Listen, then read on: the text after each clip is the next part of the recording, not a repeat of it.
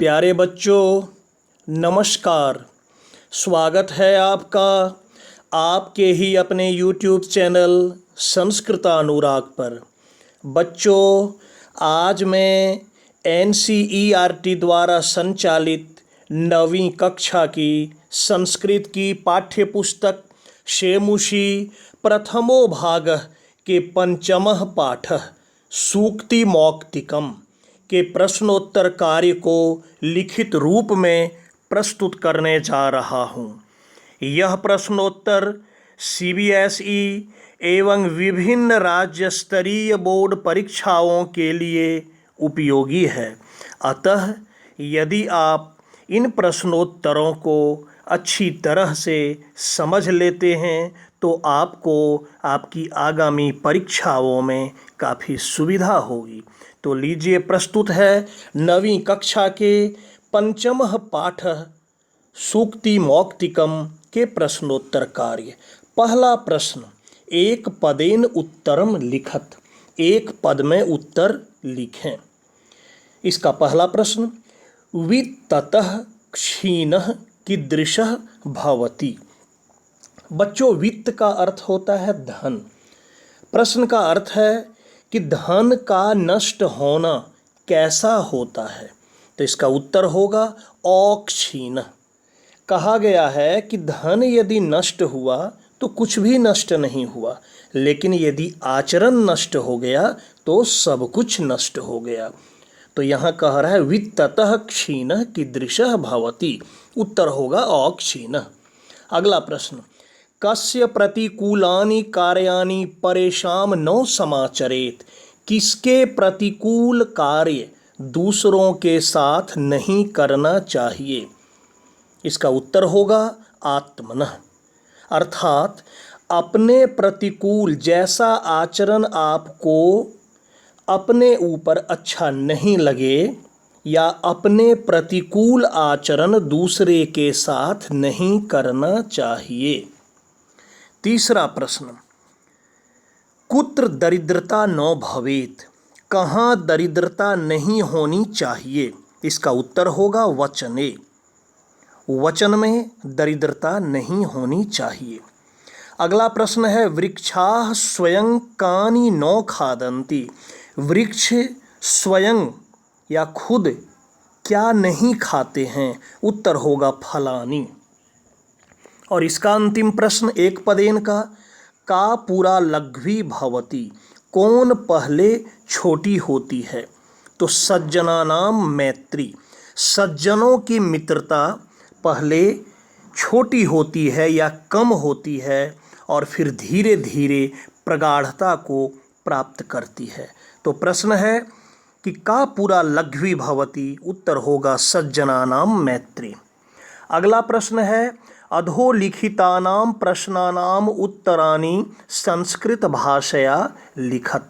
नीचे लिखे गए प्रश्नों के उत्तर संस्कृत भाषा में लिखें।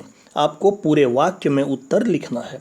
पहला प्रश्न, यत्नेन किम रक्षेत वित्तम वृत्तम वा। यत्न पूर्वक क्या रक्षा करनी चाहिए, धन या आचरण। वित्त का अर्थ होता है धन और वृत्त का अर्थ होता है आचरण, कैरेक्टर। तो उत्तर होगा यत्नेन वृत्तम रक्षेत। यत्न पूर्वक अपने आचरण की रक्षा करनी चाहिए। कैरेक्टर की रक्षा, आचरण की रक्षा करनी चाहिए। दूसरा प्रश्न, अस्माभिः किम न समाचरेत् कीदृशम आचरणम न कर्तव्यम। कह रहा है हम लोगों को कैसा आचरण नहीं करना चाहिए। इसका उत्तर होगा अस्माभिः आत्मनः प्रतिकूलानि आचरणम परेषां न कर्तव्यम।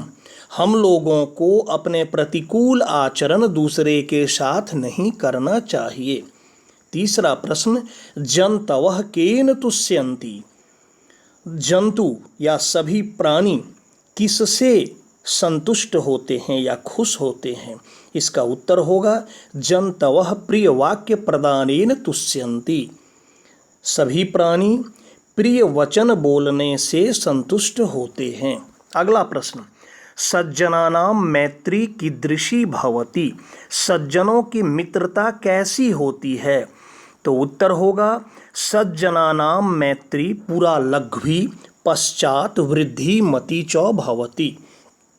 सज्जनों की मित्रता पहले छोटी और बाद में प्रगाढ़ता को प्राप्त करती है, बाद में बड़ी होती है, बाद में घनिष्ठ होती है।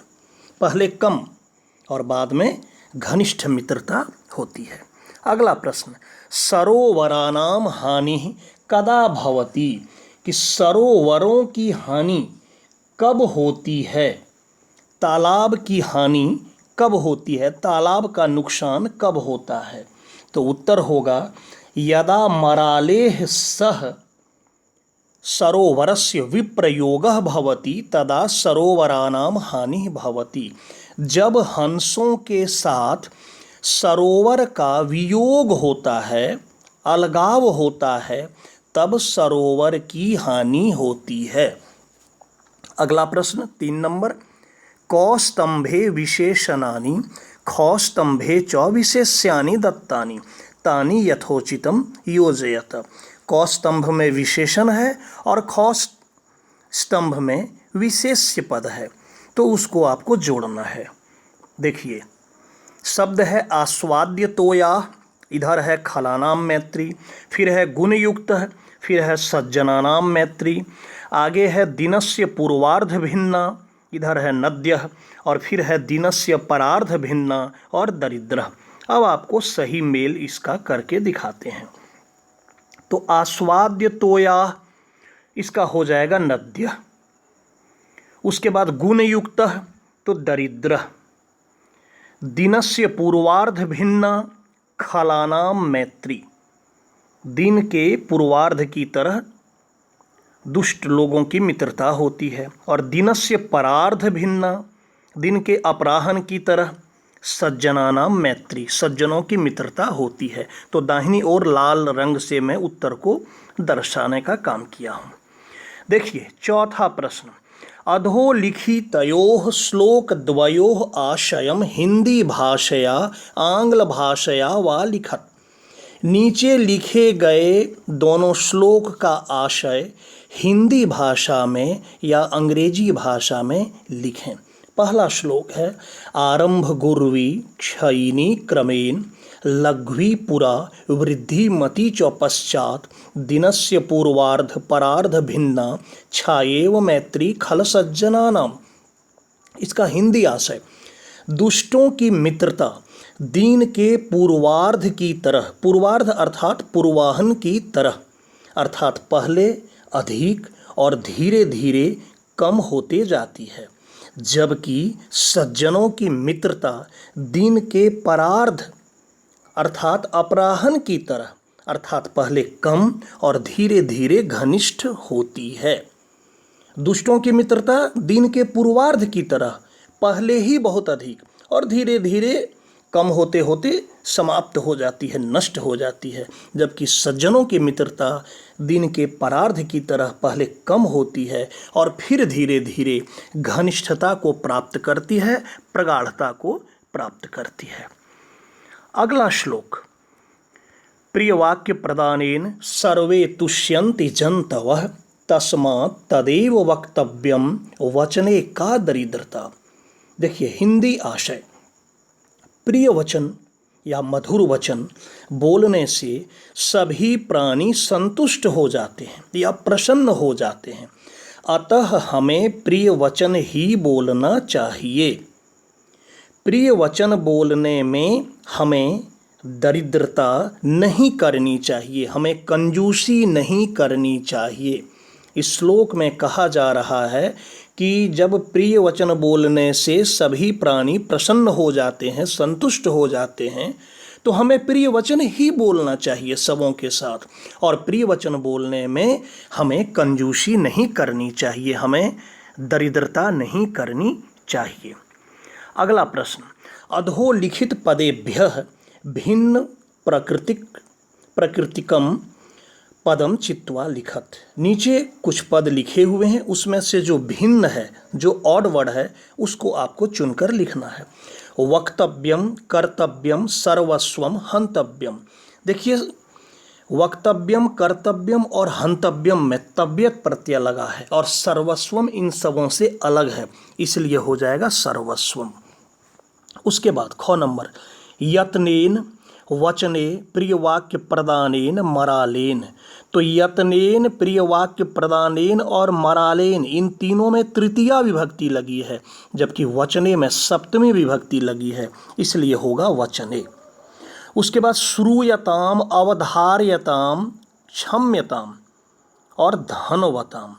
तो श्रूयताम, अवधार्यताम और क्षम्यताम एक जैसा है, धनवताम अलग है, तो हो जाएगा धनवताम। फिर है जंतवः, नद्यः, विभूतयः, परितः। ये सब बहुवचन में है, जंतवः, नद्यः, विभूतयः और परितः का अर्थ होता है चारों ओर, ये अलग है, तो इसलिए हो गया परितः। छठा प्रश्न, स्थूल पदान्यधिकृत्य प्रश्न निर्माणम कुरुत। स्थूल पदानि अधिकृत्य प्रश्न निर्माणम कुरुत। मोटे पद को आधार मानकर प्रश्न निर्माण करना है। यहाँ मैं मोटे पद को लाल रंग से दर्शा दिया हूँ ताकि आसानी से आपका ध्यान उस पर चला जाए। देखिए, वित्ततः क्षीणः हतः भवति, इसमें होगा किम क्षीणः हतः भवति। उसके बाद है धर्म सर्वस्वम श्रुत्वा अवधार्यताम। तो धर्म सर्वस्वम के स्थान पर हो जाएगा कम श्रुत्वा अवधार्यताम। किम भी कर सकते हैं, यहाँ किम श्रुत्वा भी कर सकते हैं या फिर कम श्रुत्वा। उसके बाद है वृक्षा फलम न खादन्ति, इसके स्थान पर हो जाएगा के। प्रथमा बहुवचन में होता है वृक्षा, तो किम शब्द रूप के पुल्लिंग में प्रथमा बहुवचन में के फलम न खादन्ति। और वाक्य के अंत में प्रश्नवाचक चिन्ह तो आपको लगाना ही है, ये आप जानते ही हैं। अगला है खलानाम, मैत्री आरंभ गुर्वी भवति।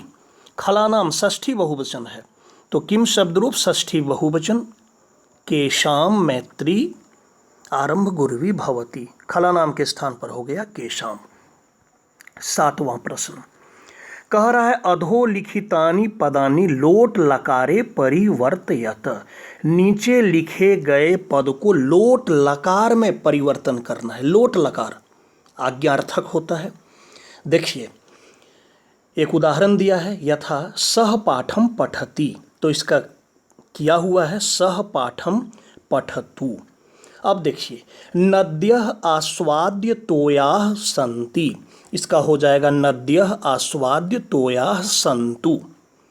फिर है सह सदैव प्रिय वाक्यम वदति, इसका हो गया सह सदैव प्रिय वाक्यम वदतु। अगला है त्वम परेशान प्रतिकूलानि न समाचरसि, इसका हो जाएगा त्वम परेशान प्रतिकूलानि न समाचर।